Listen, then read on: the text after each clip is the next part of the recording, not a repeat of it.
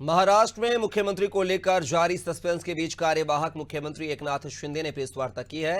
उन्होंने प्रदेश के सभी मतदाताओं को धन्यवाद देते हुए कहा है कि यह भूतपूर्व जीत है।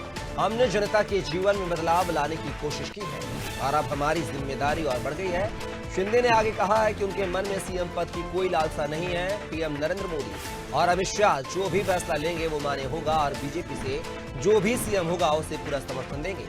एकनाथ शिंदे ने यह भी कहा है कि पीएम मोदी और अमित शाह का 2.5 साल में हमेशा समर्थन मिला है। मोदी और शाह ने महाराष्ट्र की जनता का काम करने में हमेशा उनको पूरा सहयोग किया है।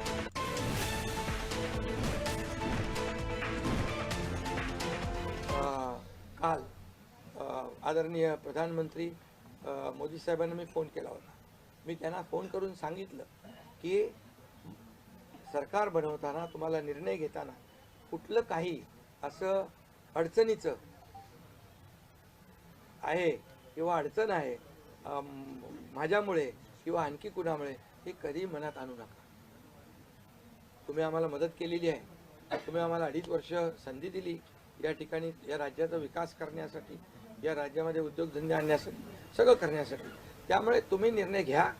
तुम्ही तुमचा निर्णय जो आहे तो निर्णय एक बाबा महायुतीचे म्हणजे प्रमुख म्हणून की बाबा एनडीए आमचे एनडीए देशामध्ये एनडीए आणि महाराष्ट्रात महायुती, त्यामुळे तुम्ही घेतलेला निर्णय हा जसा भारतीय जनता पक्षासाठी असा जसा अंतिम असतो तसा आम्हालाही तो अंतिम आहे।